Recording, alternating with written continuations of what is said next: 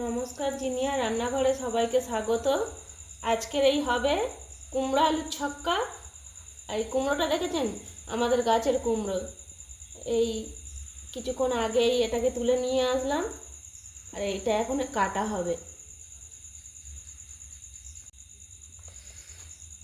এই যে এখন কাটা হচ্ছে, অল্প একটু কেটে নেব।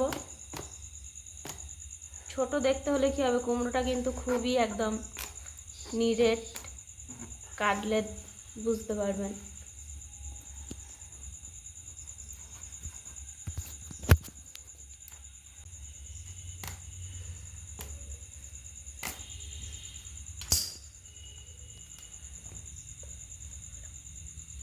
এই যে কত সুন্দর দেখেছেন।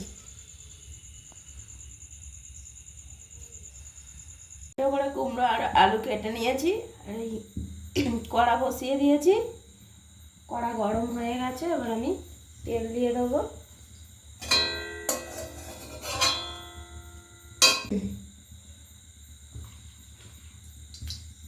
অল্প তেলেই রান্নাটা করব।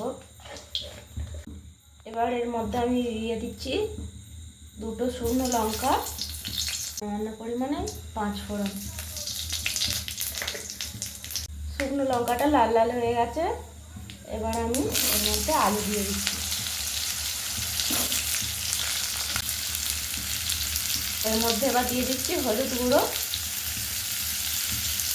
দিয়ে আলুটা একটু ভাজা ভাজা হয়ে গেলে আমি কুমড়োটা দিয়ে দেবো। আলুটা আমার লাল লাল করে ভাজা হয়ে গেছে, এরপর আমি এর মধ্যে কুমড়োগুলো দিয়ে দেবো। এরপর আমি এর মধ্যে দিয়ে দিচ্ছি স্বাদ মতো নুন।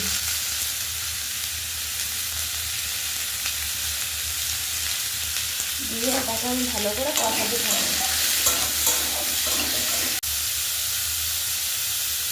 এর মধ্যে আমি দিয়ে দিচ্ছি 1 চামচের মতো লঙ্কার গুঁড়ো। নিরামিষ তরকারি, এটা রুটি পরোটার সঙ্গে খেতে খুবই ভালো লাগে, একটু ঝাল ঝাল হলে ভালো লাগবে খেতে। আমার আলু আর কুমড়ো ভালোভাবে এখন কষানো হয়ে গেছে, এর মধ্যে এবার আমি জল দিয়ে দেব। এতে আপনারা আর একটা জিনিস দিতে পারেন, এতে কিছুটা ভেজানো ছোলা দিলে এর টেস্ট আরও বেড়ে যায়। ছোলাটা আমার বাড়িতে ভেজানো হয়নি বলে দিতে পারিনি, আপনারা কিন্তু এটা ছোলা দিয়েও করতে পারেন।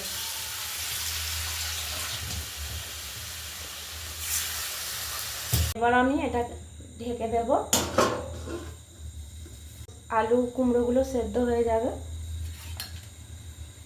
এই যে আমার তরকারি প্রায় হয়ে এসেছে, এবার আমি নামিয়ে নেব। তার আগে দিয়ে দেব অল্প করে চিনি, কারণ এটা রুটির সঙ্গে খাওয়া হবে, একটু মিষ্টি মিষ্টি হলে তবেই ভালো লাগে খেতে। চিনি দিয়ে আমি একটু নাড়াচাড়া করেই নামিয়ে নেব। আমার কুমড়ো আলুর ছক্কা একদম রেডি। বেশি কিন্তু ঝোল হয়নি, দেখেছেন একদম গামাখা মাখা হয়েছে। এটা কিন্তু রুটি বা পরোটার সঙ্গে গরম গরম খেতে অসাধারণ লাগবে। আর আমার এই রেসিপিটা যদি আপনাদের ভালো লেগে থাকে তাহলে জিনিয়া রান্নাঘর চ্যানেলটিকে সাবস্ক্রাইব করবেন, লাইক করবেন আর শেয়ার করবেন, আমাদের পাশে থাকবেন।